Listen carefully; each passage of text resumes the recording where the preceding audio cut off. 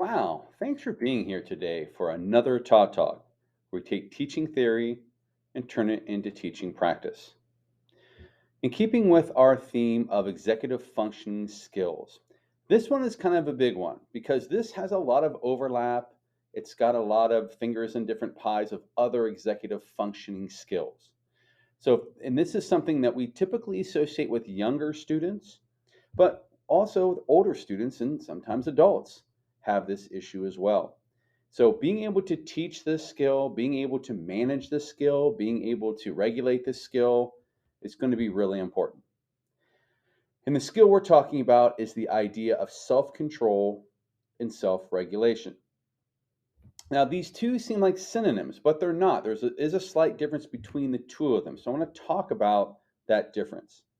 Self control is stopping yourself before you do something. So when a problem gets ready to arise, you make the right decision. You don't act on an impulse. You are not reactive. You have control. So that would be self control. Self regulation, on the other hand, is more about identifying and reducing causes of what causes these problems in the first place. So to not let things trigger you. It's looking self-control is more about what actually happens. Self-regulation is about preventing that by looking at the causes of this, at the roots of this, and trying to figure out a way to not let them bother you or not let them affect you. So the strategy users are somewhat slightly different. So when it comes to self-control, some strategies you might want to consider, as you see here, is don't multitask. I've talked about this in several videos. Focus on one goal at a time, and then you'll be more focused because you're focusing on that one thing. Plan for any situation. So if you know that sitting next to a certain friend of yours causes you to become distracted quite often, don't sit next to that student. That's a self-control. That's making a decision. Practicing your self-control, like improving your willpower. So this could be something like that. There's what's known as the Stanford marshmallow test experiment, where they brought in young kids and they said, "Okay, I'm going to give you a marshmallow, and I'm going to leave the room. If you eat that marshmallow, that's all you get. If you don't eat that marshmallow, I'll reward you with two marshmallows after the fact." So a kid that has self-control could avoid eating that marshmallow because then it meant they would get more later on. The kid that did not have self-control would eat the marshmallow right away. And so we do things all the time to test our willpower, whether it's, watching our weight or making sure we exercise or making sure we're doing things that are meaningful or that we find to be, they're going to enlighten us. And sometimes those can be difficult to do, finding time to do those, making the decision to do those. And so those are ways that adults self-control. But in the classroom, kids could not be tempted by shiny things. They could make sure that they're paying attention when the teacher's talking, things like that. But self-control is essentially about avoiding temptation as much as possible. Now, you can see in the self-regulation that there's tons of strategies here, and I'm not going to go over all of these. But these are like calming down strategies. This would be like de-escalating yourself. If something is not going your way, what is a way that you can de-escalate yourself once you've already entered into that? Could be things like doodling or drawing may calm you down. Could be doing breathing exercises. We'll talk about some some brain breaks and some mindfulness that you could consider. Uh, just basically telling the teacher that you need help or that you need to talk with them about something. Self-advocate for yourself as well. Uh, there people have those like little button pops where like they get stressed, so they use these. So there are all sorts of physical and mental and different types of coping strategies. And so I'm going to give you some strategies, some specific strategies that you might want to consider when teaching self-regulation and control. The first thing I'd like to do is I'd like to show you this video of someone who's trying to use self-control for the right reason, but is really struggling with it. Cookie Monster has some self-control issues. He loves cookies and he wants cookies as soon as they're put in front of him. But he also self-regulates these impulses. So what are some strategies that he can use before and during? So when he's actually faced with the self-control, what are some strategies that he can do? But what can he think about doing beforehand as well, which would be self-regulation? What are the root causes of this? What makes him want the cookies? So he gives us a good example of using self-control and self-regulation to try to solve a problem. When you really think about both of these, the critical thing here is the idea of thinking before we act. And this is something that can be very challenging to teach to younger students. I like to teach chess to my younger students because chess is all about thinking before you make a move. Because there are consequences in chess. If you make a move and it's the wrong move or a bad move, you're going to lose a piece. So there's clearly a consequence. In life, if you don't have self-control, there may be a consequence. You might get in trouble. You might, find yourself, injured. And so there are things that there are cause and effect that I want students to understand. And chess is just one way that I hope to help students to learn this. So I'm going to give you 10 strategies that you might think about using in your classroom in order to teach self-control and self-regulation. Now, some of these are geared towards younger students, some are towards older students that had tried to have a mix, some have both. So, but you can adapt any of these to any age. So the first strategy I want to talk about is the idea of thinking aloud. So part of the issue is impulsiveness, wanting to do something without thinking, without talking it through. So this is what I call the Who Wants to Be a Millionaire syndrome, which is Who Wants to Be a Millionaire? They encourage the contestants when they're trying to answer trivia questions to talk out loud, to think out loud. Like, what are they thinking? How are they going to eliminate this? What is their thought process? What is their strategy? And things like that. So we can do this in the classroom. And you can see if you have a strategy, if you're trying to get kids questioning things, um, you can use a think aloud, like, should there be this? How did this happen? Give them a sentence stem that allows them to think out loud and put them towards that. If they're trying to summarize, give them that think aloud. Well, this is mainly about what, and then they can summarize it. If we're reflecting, so I'm going to talk about some reflection strategies later on, but giving them a prompt like, I realized this, or next time I might want to consider this. But thinking this aloud, both as the student and the teacher. So we get into the habit of talking about our actions ahead of time so we're aware of them. It's part of that metacognition that we talked about in a previous video. So think aloud is one strategy that you might consider using with your students that is going to help you to regulate and control. Second strategy is the idea of positive self-talk. There is a fixed mindset way to say things, and there's a growth mindset ways to say things. And so I'm going to give you some examples from this visual that you see. I'm not going to do them all, but I'm going to point out a couple. So instead of saying, I'm never going to be able to do this, just rephrase those feelings into, what should I try instead? And that's a more positive way to look at it. It doesn't put you into a negative spiral, and it allows you to move on from what you're having. I like this one right here. I'm awesome at this. So sometimes we don't have we have positive things, but they're not realistic ones. So like, I'm awesome at this. It certainly could be accurate, but it also can come off as cocky. So rather than that, you could say, I seem to be on the right track. I seem to be getting this. I seem to understand this. And so you can teach your students to teach in a more to speak in a more positive manner. So instead of saying, my answer is fine the way it is, pushing them to the next level is, what can I do to make it even better? Just getting them in that mindset, that frame of mind that we're going to be positive and we're going to figure out ways to push ourselves to think about things in such a way. The third strategy I want to talk about is the idea of brain breaks. Brain breaks, sometimes students need breaks. If they are working too long on something, they're going to get fatigued, or they're going to get bored, or they're going to struggle to keep their impulses because they're starting to lose focus, which we talked about in another executive functioning skills video. So here are some tips that you might want to consider. And so I'm not going to read them all, but they're here. So one is engaging prompts. So can you just take a break and then pose a question to students that makes them think about something in a different way? Like, if you could have any superpower ever, what would that be? And it forces them to stop what they're doing take kind of a break from what they're doing, reset themselves, and then come back to that. Could be trivia questions, so asking them questions just to get them thinking about something else. So, asking them, taking, Trivial Pursuit cards and asking them questions that are on there just to get them thinking a little bit differently. So what I'm going to show you right here is a video that you could show as a brain break. So if you're trying to do a brain break, you don't want to generate yourself, you can simply just show a video such as this that will allow that to happen.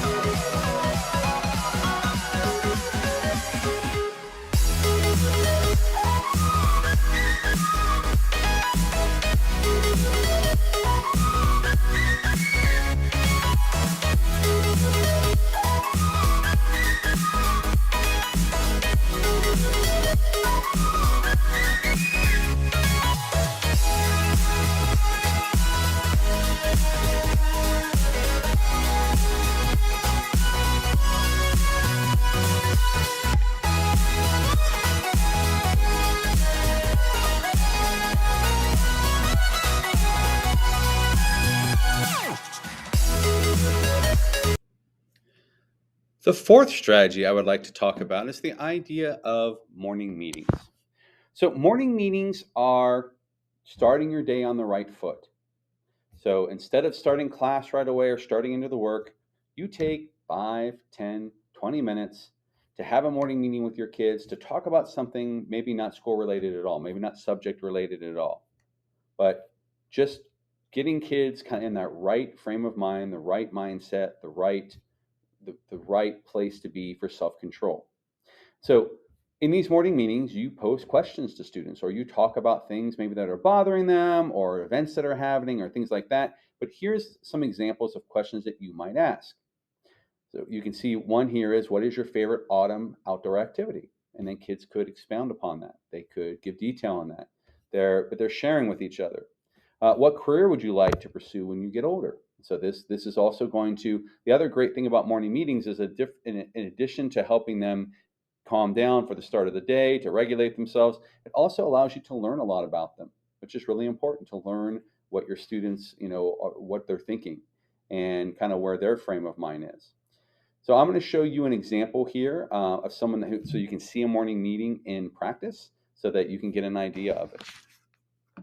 Hi guys, my name is Melanie Ludi. Welcome back to my channel. So I teach middle school science in an urban school, and middle schoolers can be a little tough with morning meeting. So today I'm going to go over my best tips and tricks for how to have a great morning meeting, especially with Valentine's Day coming up.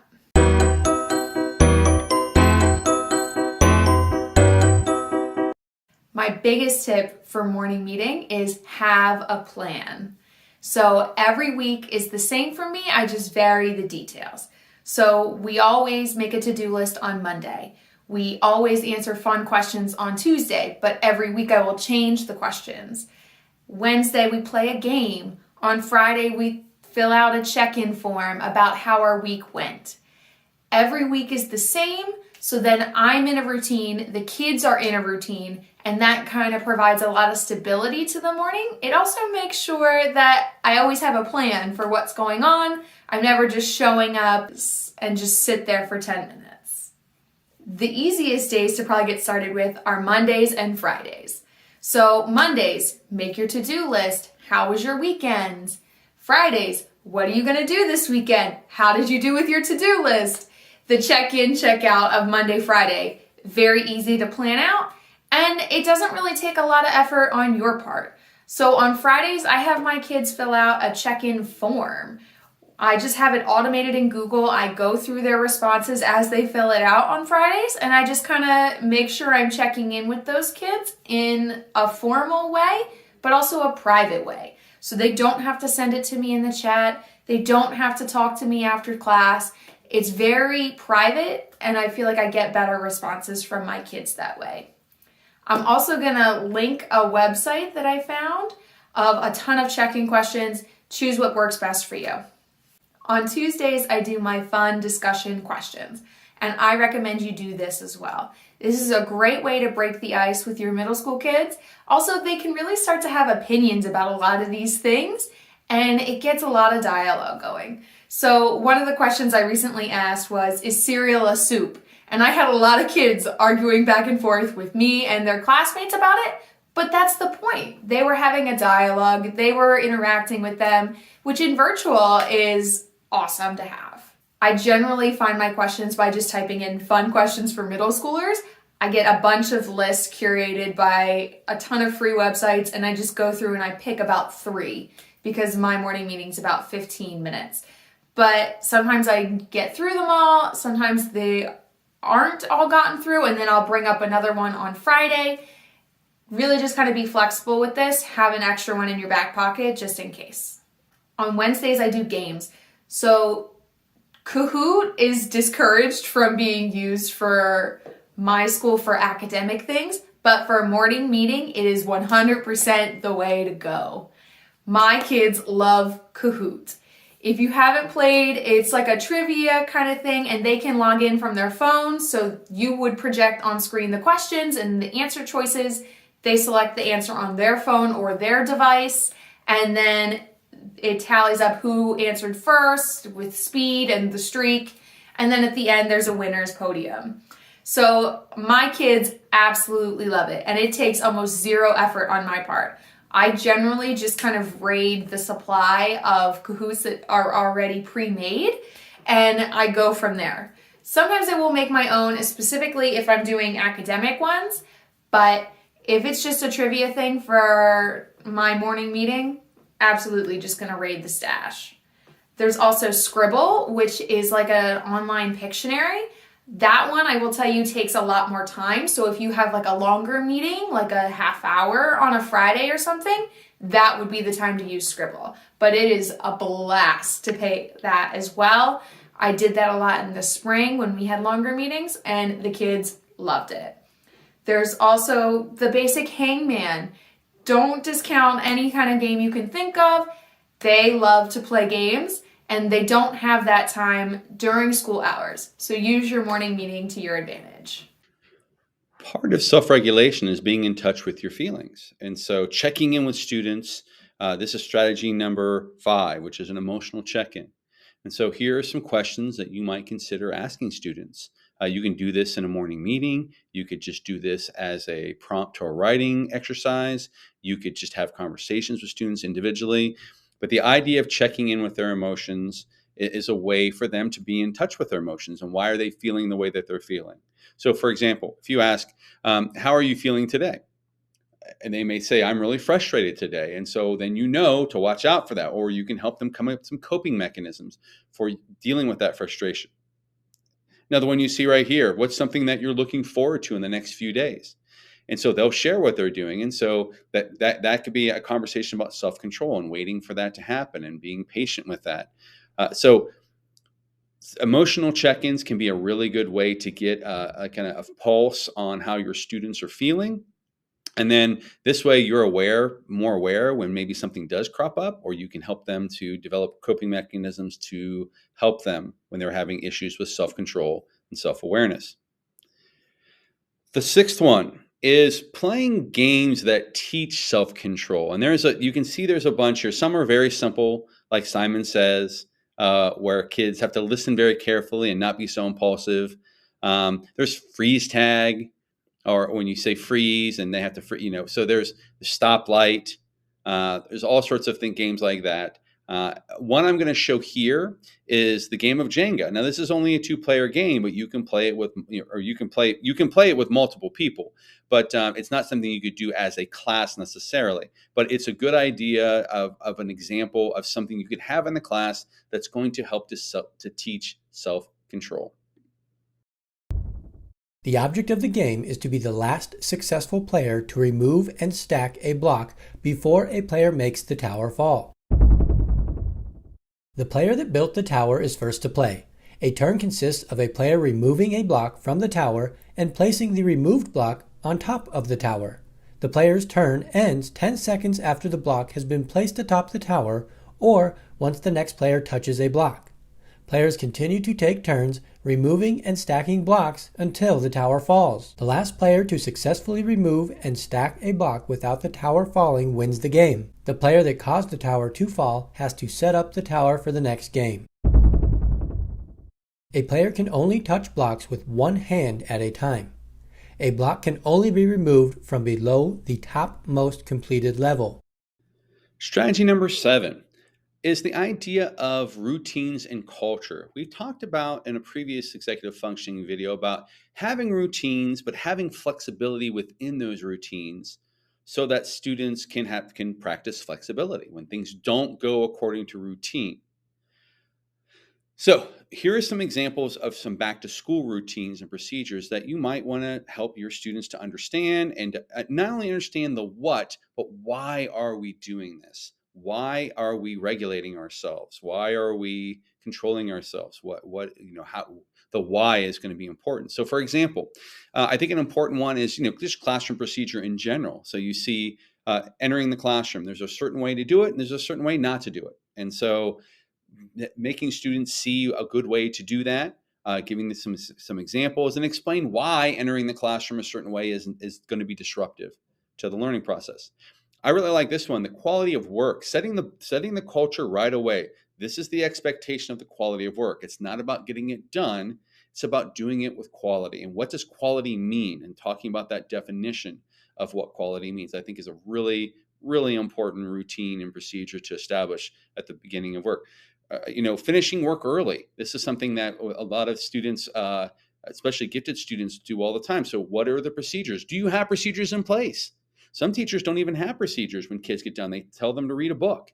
What are options that students will have, whether it be like having an independent project they can work on, or a game they can play, or something they can do on their computer. But what are the expectations? What are the routines? So this is some back to school procedures. There are other procedures to consider, and these happen to correlate with a certain time of the day. So transitions are always very difficult in the school day. It's when a lot of things can go wrong. And so, what are the expectations at the end of the day when we're dismissing for bus? Do we need to make sure we're quiet so we can hear the announcements when they're announcing buses or walkers to leave or whatever? Okay. When we are listening to someone speak, what is the expectation? What should we be? What kind of audience should we be?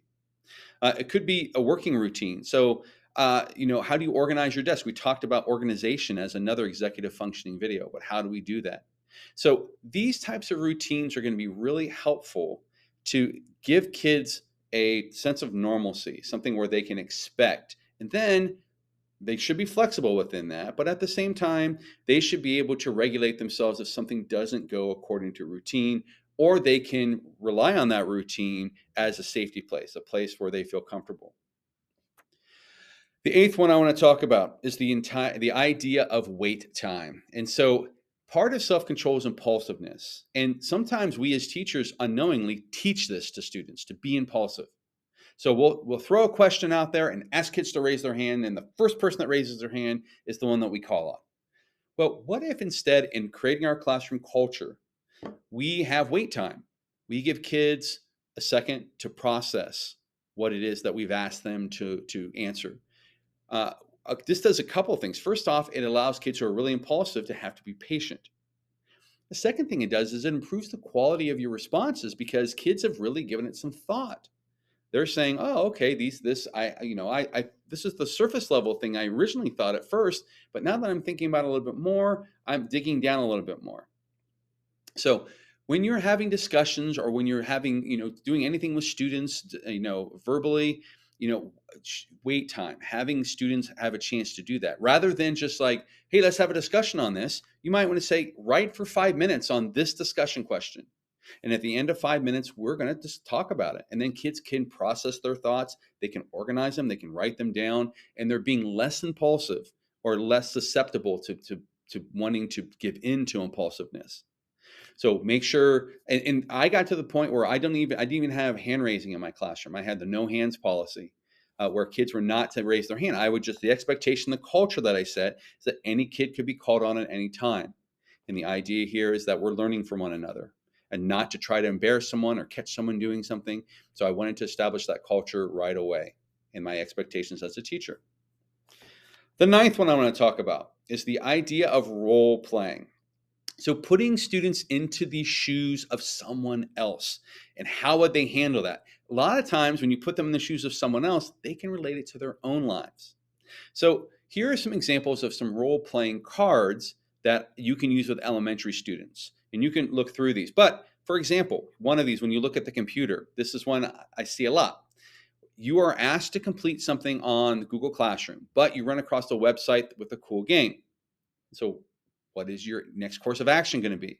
So kids, when they're given the scenario, are going to say, well, I'm probably going to focus on what I'm supposed to do, and I'm not going to play the cool game. But when when that actually happens to them in that instant, their impulsiveness makes them go to the game right away because it's shiny and noisy and fun. So by them being able to put themselves in someone else's shoes, they can say, "Oh, wait, when I did that scenario before with someone else, I said they should act this way. So maybe I should act that way." Class culture, I talked about that before, but not only the what, but the why. So the class expectation should not interrupt others. But why is that? Why is it important to not interrupt others? What is the social norms behind that? Whether it be politeness or making sure that everyone gets a turn or whatever.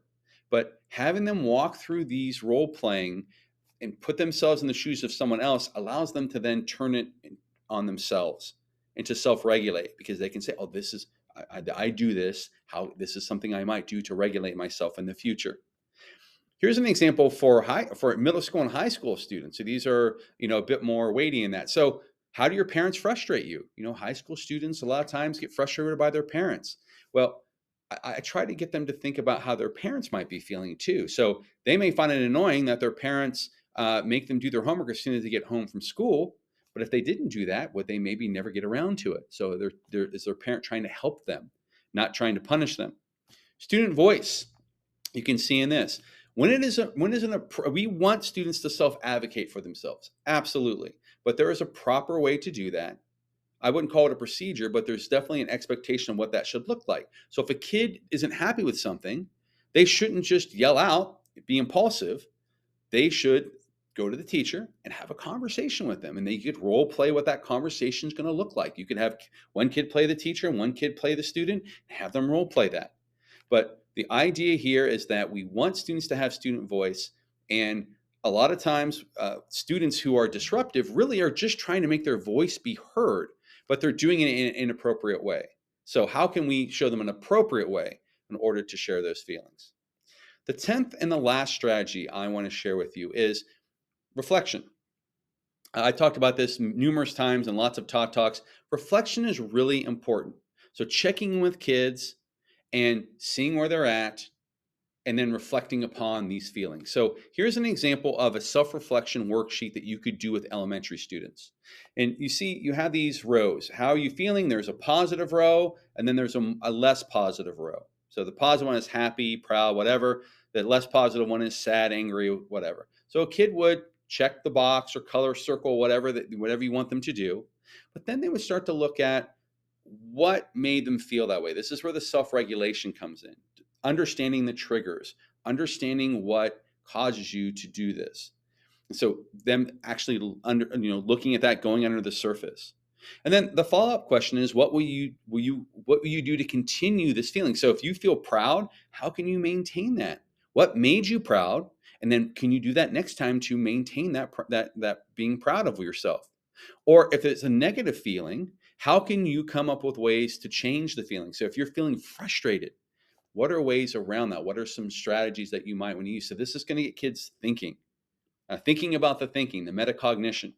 So how can we get them to do that? What you see here is an example of a high school version of this, or an older. So you don't have the younger kid questions, or the emojis, but these are questions nonetheless that they can think about. So for example, what are the consequences of losing control? So when you lose control, what might happen? This is, again, going back to the idea of there being consequences, there being a cause, and there being an effect. And so what happens when you do lose control? And why do you think that's what happens?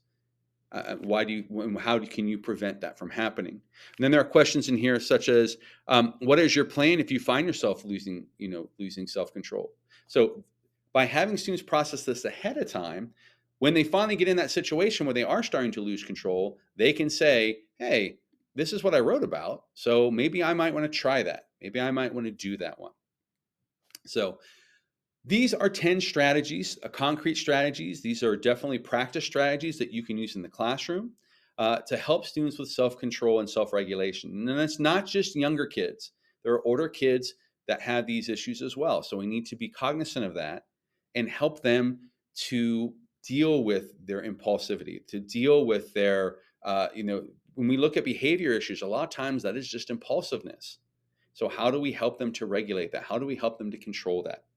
But we do need to be purposeful about this. We do need to talk about the why as much as possible so that students can understand, not just be told what to do, but understand why they're being asked to do that or why they should not do this.